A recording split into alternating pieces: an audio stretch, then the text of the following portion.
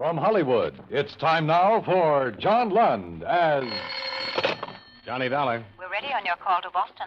Go ahead, please. Hello? Yes? Mr. Semplin? Yes, but I don't believe I remember you, Mr. Dollar. Oh, we've never met. Your company hired me here in Hartford to investigate the Jeanne Maxwell death. Oh? It's odd that they didn't advise me. Well, they probably will. I called you to find out the name of the officer in the charge of the case, if you could give it to me. But it's a, Lieutenant DeRosa. DeRosa, huh? Do you happen to know what their theory is, if any? Theory? Well, I don't think they've arrived at a definite theory. Still a toss-up between murder and suicide, huh? Okay, Mr. Semplin. I'll be in touch.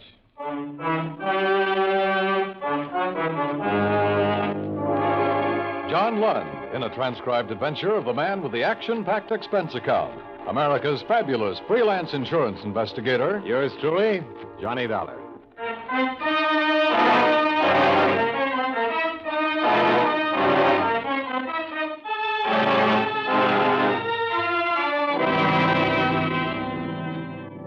Expense account submitted by Special Investigator Johnny Dollar to Home Office, Corinthian Life Insurance Company, Hartford, Connecticut. The following is an accounting of expenditures during my investigation of the Jeanne Maxwell matter. Expense account item 1, 175. Phone call to Boston advising your manager there of my assignment. Item 2, $28. Car rental and mileage for my Hartford apartment to Police Headquarters, Boston.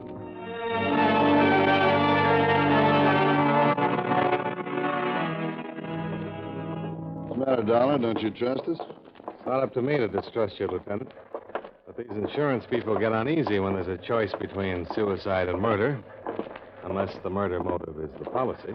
And you don't think there's a chance of that? Well, I wouldn't say definitely not, but the Maxwell girl made her mother her beneficiary. And her mother's an invalid in a rest home. Did you know the mother had taken up with an old flame? No, I didn't. Goes to see her a couple, 3 times a week. Crazier things have happened. I'll get the file. Sit down. Now, this is all we've got so far, pending coroner's inquest and autopsy report. Here's a photo of where she was found. Huh. Shallow water. That's the bridge? Yeah, she was lying right about there. But I don't think you have to worry about suicide, Dollar. As far as I'm concerned, it wasn't. I'll buy that, too. Wouldn't say this bridge is a suicide type. It's too low. Yeah, and there's another thing. I've been on the force for more years than I like to count.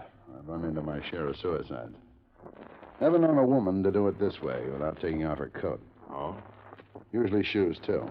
I've learned that's part of a generally accepted pattern. The Maxwell girl didn't fit the pattern. Well, here's the way she looked. Coat on, belt still tied, shoes. Purse is missing. Searching the stream for it. How old was she? 21. She was a beautiful girl. I noticed that. I'm trying not to, but with her I couldn't help it. How much questioning have you done, Lieutenant? Not much. Or rather, not as much as we'll do after the inquest. When'll that be? The day after tomorrow. You want anything more here? Well, thanks, Lieutenant. I'll check with you later. I drove out to the stream where they'd found the girl's body, and there I chalked up another point against her death being a suicide. The bridge from which she had dropped was a good 4 miles from town. Boston had better bridges to offer within the city limits. I followed the riverbank and found the approximate spot from which the police photograph had been snapped. On the assumption that she'd been brought there in a car, the placement of her body in relation to the 2 lanes on the bridge made it look as if the car was going toward Boston and not away from it. 5 minutes later, I was heading the same way.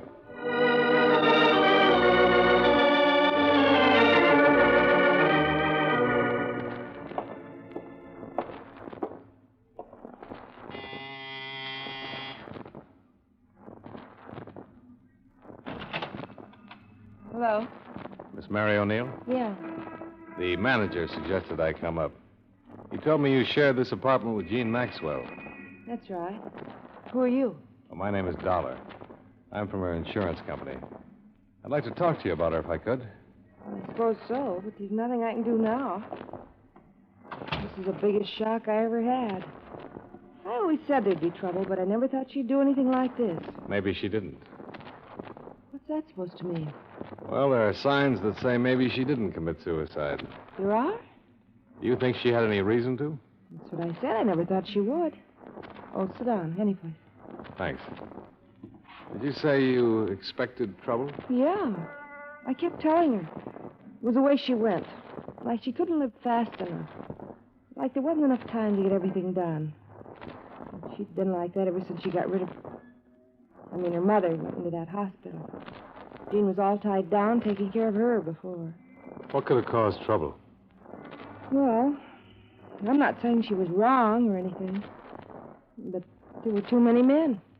Do you mind telling me who they are? I don't know. Only about one, Harold Corey. He's gone with her the longest. He's a big blonde truck driver. Harold Corey. He drives for the Seaboard Trucking Company. Sometimes he goes way out to the West Coast. And while he was gone, Jeanne didn't stay home and catch up on her reading, if you know what I mean. Yeah, I think I do. With a different guy almost every night. I didn't pry, but she'd never tell me who they were. You think somebody killed her, don't you? Would you help me try to find out? What could I do? Well, you didn't want to pry, but I get paid to. I'd like to look at her things. I suppose it's my duty, sort of, isn't it? In a way, yeah, but I can't force you to. Oh, I know it's the thing to do. Some of her drawers are locked, but I'll show you what I can. I started on the locked dresser drawers. They gave up and opened after a brief struggle, but contained on the whole things that might normally be locked up because of their value. Imported perfumes, expensive lingerie, and some jewelry. Only thing that looked as if it might have been hidden for the sake of secrecy was under the jewel box. It was a gold house key with a heart-shaped bow. I never saw that before. Never saw the perfume before either, but I smelled it. That's a few $100s worth of scent. And the rest of it there. Was Jeanne used to such expensive things? Not that I knew about. Harold Corey sure couldn't shell out that kind of money. And that heart-shaped key. That's cozy. I'd like to keep it if I could. Oh, I don't know about that. After all, it isn't mine. I might get into trouble. Oh, you won't, I promise you. I'm working with the police on this thing. I want to find out where it was made, if I can, and who ordered it. Oh, I get it. Sure, I wouldn't stop you from doing that. Even if I could. A phone call to the Seaboard Trucking Company gave me the information that Harold Corey was out on a run to Philadelphia. It was expected about 3 in the morning.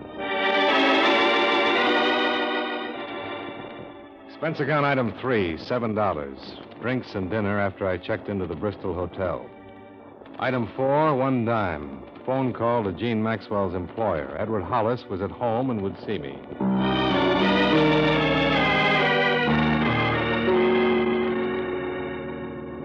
Come into the living room, Mr. Dollar. You may as well be comfortable. It's nice of you to see me, Mr. Hollis. I thought it would be better to do it this way rather than bother you at work. Of course, and I appreciate it. The atmosphere at the office has been gloomy enough. Oh, this is Mrs. Hollis, Mr. Dollar. Well, how do you do? Quite well, thank you. I didn't know the poor girl, but it's a dreadful thing. Yes, I'm afraid it is. I simply don't understand. A young girl like that with everything to live for. May even be worse than that. Worse? How could it be worse? Looks more and more like her death was not a suicide. Mr. Dollar. I didn't mention it on the phone. The police think it was murder. So do I. I thought it'd be better to save the blow until I got here. Murder's pretty messy. I can't believe this. Why do they think that? Well, almost intuition, not quite. They know how people commit suicide. On an average, all suicides do certain things. The Maxwell girl didn't do any of them. Well, this is a shock. I suppose I could be dragged into a courtroom along with everybody else who knew her. Beatrice, you run along upstairs. There's no reason for you going through this. All right, Edward. I think I'd rather. Good night, Mr. Dollar. Good night. I'm sorry, but it couldn't be helped. Of course it couldn't. I understand. Please don't be long, Edward. No, I won't, dear. Could I mix you a drink, Mr. Dollar? No, thanks. I'll make this as fast as possible. I don't know how much you knew about Jeanne Maxwell's private life. I knew nothing. I have a number of girls in the office, and it's been my philosophy to remember that not too long ago I was young, too. As long as they do their work well, I ask no questions. As a matter of fact, I have no right to. Sure. From what I've gathered, she was mixed up emotionally.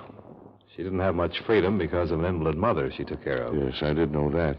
When the mother went into a hospital, Jeanne began to make up for lost time. She led her friends to believe that she was friendly with a lot of men. But I don't believe that. Oh? I think it was one man. One with enough money to buy her expensive things, perfumes, jewelry, even a gold key. I'll have to admit that she was a beautiful thing. You say she worked with a number of girls at your office? Yes, there were 11 others. Out of those 11, did she have any close friends that you know of? Well, let's see. The Dyer girl, Grace, that is. They seemed to be quite friendly. I couldn't be sure of any others. Well, would you give me all their names then? I'd like to talk to them. You know, find out if something might have come out over lunch or cocktails. Yes, of course. Perhaps it'd be better if you phoned me at the office in the morning. I could give you their addresses as well. All right, we'll do it that way. Well, thanks very much, Mr. Hollis. I'm sorry meeting you couldn't have been more pleasant. The next morning, I had a list of 11 feminine names and the address of Jeanne Maxwell's truck driving friend. By 10:30, I was following up the ladder.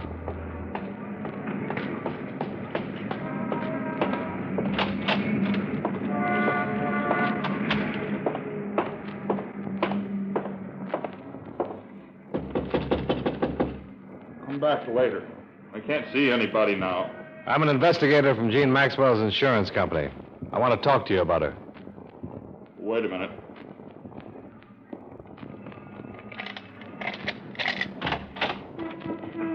Sorry to bother you.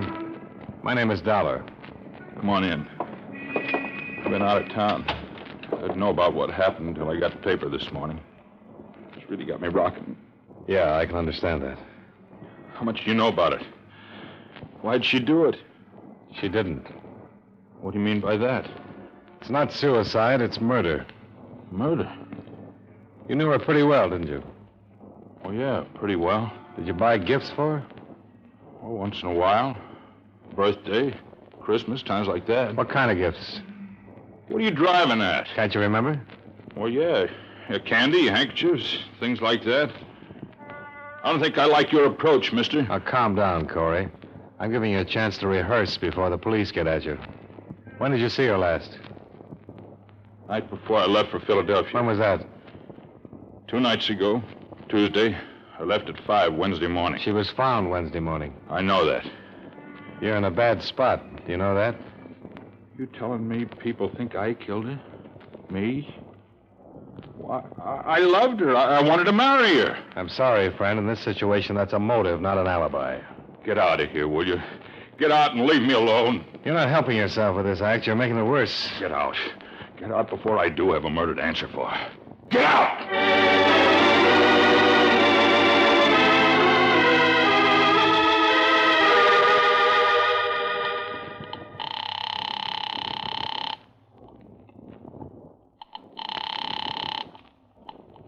Lieutenant DeRosa. This is Dollar, Lieutenant. I just left a friend of the Maxwell girl. Name of Harold Corey. Dollar, I've been kicking myself on not getting the name of your hotel yesterday. I didn't have one then. Well, I've got a few things to pass along to you now. Oh, that's what I meant. If I could have located you, I could have saved you the trouble. What do you mean? The death was suicide after all. What? How come? Autopsy report, there was a concussion from the drop from the bridge, but it wasn't the cause of death. Hey, wait a minute, not so fast. The cause of death was carbon monoxide. Looks like she pulled the suicide where it would embarrass somebody, and her body was tossed from the bridge to get her out of the way.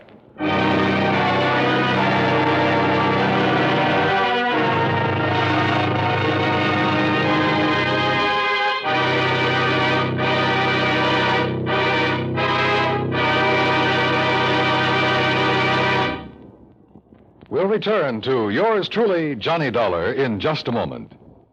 Tomorrow night, Gangbusters brings you authentic, hard-hitting proof that crime does not pay. All the facts right out of police files.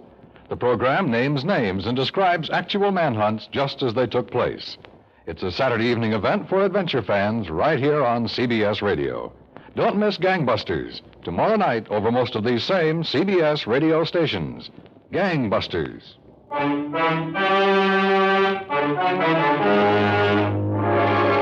Now, with our star, John Lund, we bring you the second act of Yours Truly, Johnny Dollar.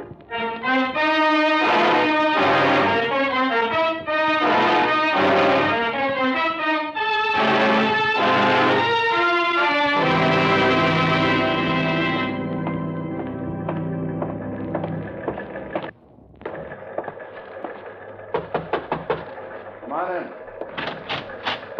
Oh, hi, Dollar. Sit down. Thanks. This, new theory of yours. What's the matter? Don't you like it? Well, I thought I was making progress in the other direction. Give it to me again, will you? Yeah. Here's the autopsy report. Death by asphyxia caused by presence of large amounts of carbon monoxide. Agent unknown.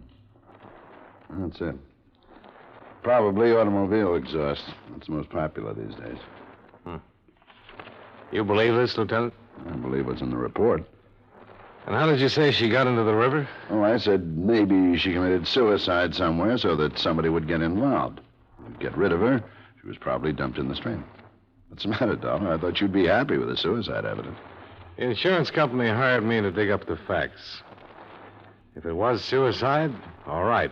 But if it wasn't, they want to know that, too. And I still don't think it was. Why not? From what I've learned, she wasn't the type. She liked to be alive. And she played it hard enough to leave some motives lying around. Jealousy, for one. That boyfriend of hers, Corey? He's a possibility. I talked to him, and for my money, he deserves checking. And then there's this. What does this unlock? I wish I could tell you. It was undoubtedly given to her by somebody. I'd like to know who. You think you could put a couple of men on it? Find out where it was made? All right, Dollar. I'll stick my neck out that far for you. I'm under orders, you know. I'll have to be assigned before I can investigate. Sure, I understand. Well, I'll take your story upstairs and see what the brass says. Let me know what else you find, huh? Yeah, I will. Oh, do you have the address of the old flame you mentioned? The mother's friend? Still like to settle for fraud, wouldn't you? Now, the desk sergeant will give it to you. His name's Paul Anderson.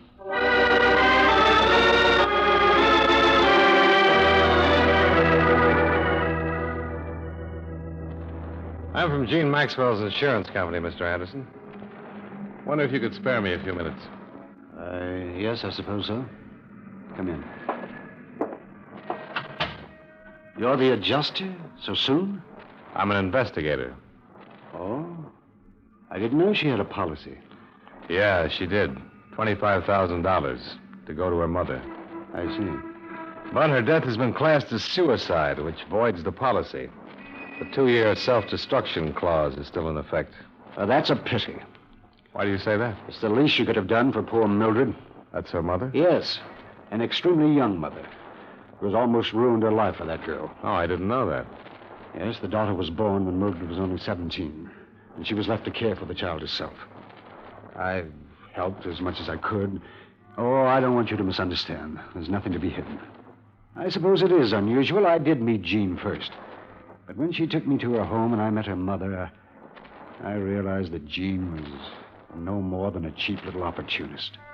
The complete opposite from her mother. As I say, I suppose it is unusual. Yeah, but that doesn't make any difference. The point is that you dropped the girl in favor of her mother. Is that it? It wasn't the gross situation you evidently wish it had been. Now, look here, this has gone far enough. You've asked me these questions for one reason, so that you can draw your own conclusions. Haven't you? I didn't know it showed. Well, it does. You think I sent Mildred to the home to get her out of the way, don't you? Well, that's not the case, but you can think what you like. Go ask Mildred if you care to. I won't bother her. Do you know anything about a gold key that Jeanne had? A gold key? No, I don't know anything about a gold key. I've known very little about Jeanne at all these past months. Yeah. So many people seem to know so little about her.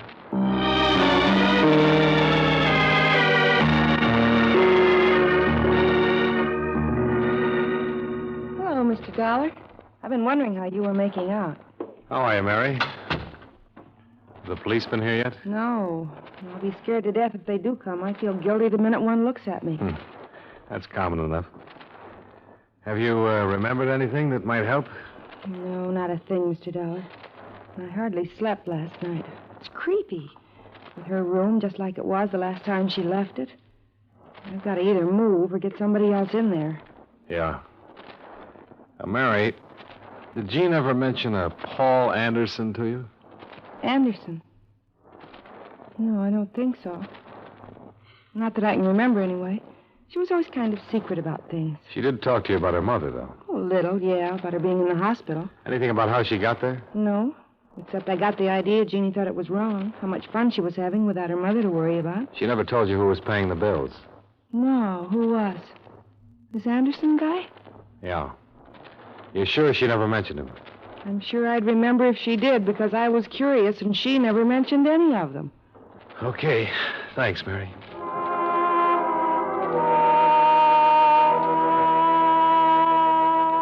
It was 4 p.m. then, and at 5, I was standing in front of the Seaboard Trucking Company building on Columbus Avenue as Harold Corey backed a big rig into a parking area and headed for a short-order restaurant across the street.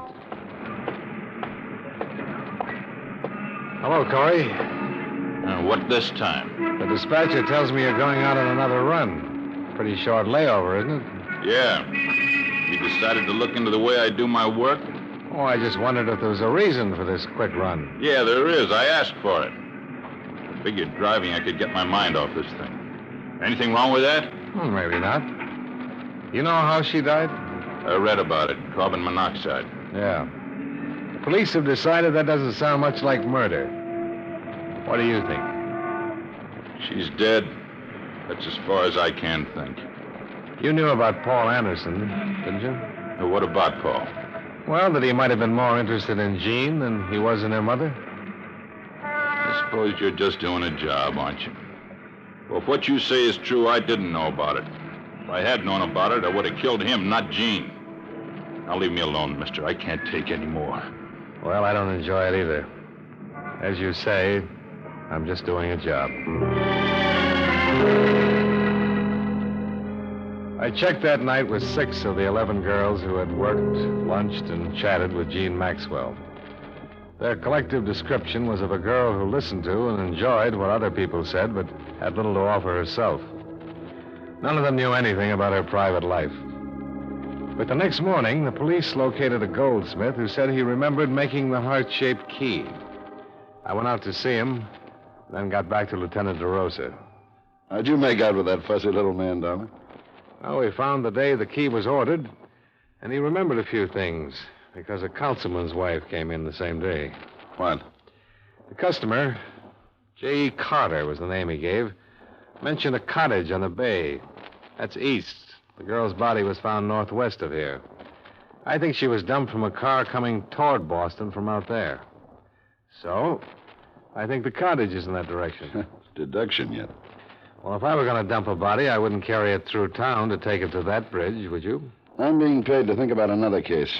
I couldn't sell the murder pitch upstairs, but I tried, and I'll buck for promotion if you're right and upstairs is wrong. I don't suppose you could earn that promotion by assigning some men to cover that northwestern section, could you? Not a chance. That's county. Division of responsibility. Yeah. And we'd all be surprised to know how many criminals take advantage of that.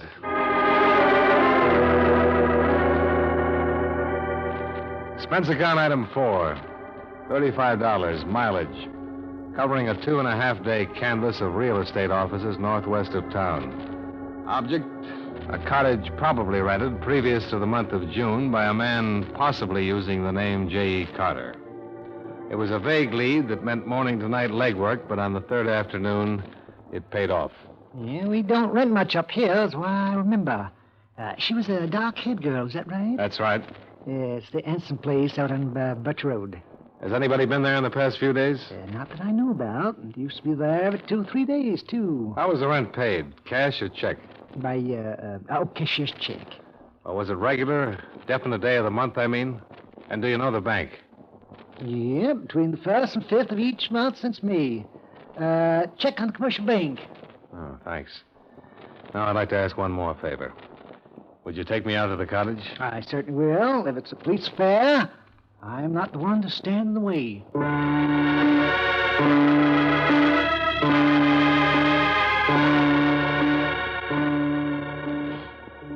Mr. Dollar, I've always said that I personally vouch for the people I do business with. But you never know, do you? That's a profound truth in any business. I'll certainly try to be more careful in the future. Do you want to go now? Yeah, I think I've seen enough.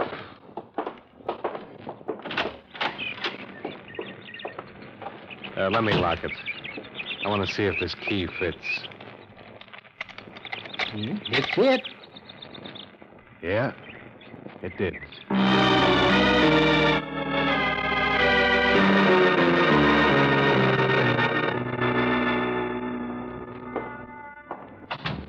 Well, I didn't expect to see you again. Didn't you, Mr. Hollis?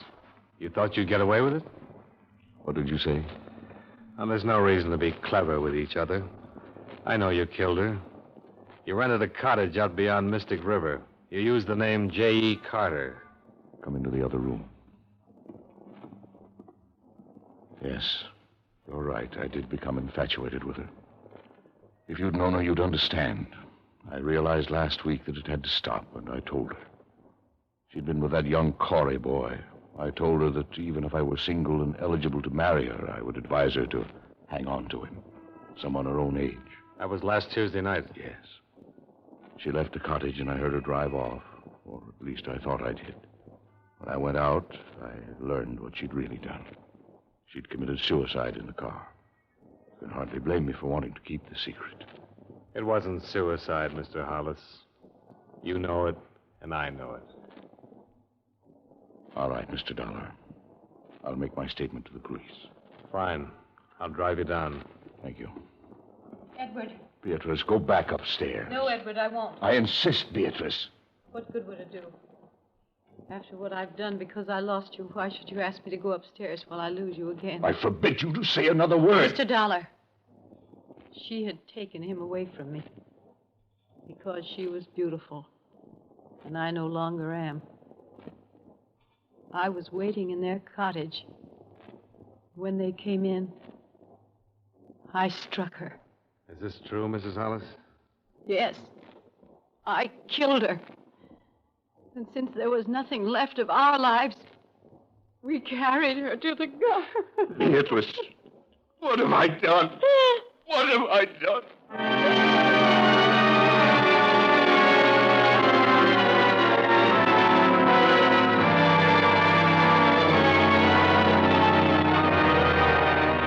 Expense account item 5, $110. Final bill for car rental. Item 6, $85 miscellaneous. Expense account total, $266.85. Yours truly, Johnny Dollar.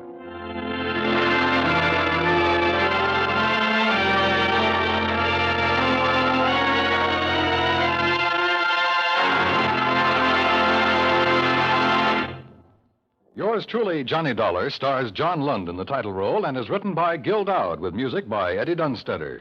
John Lund can currently be seen in the Universal International picture Just Across the Street.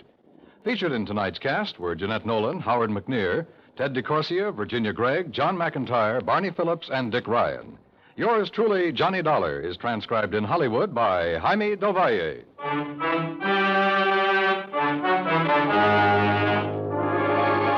This is Dan Coverly, inviting you to join us next week at the same time when John Lund returns as... Yours truly, Johnny Dollar.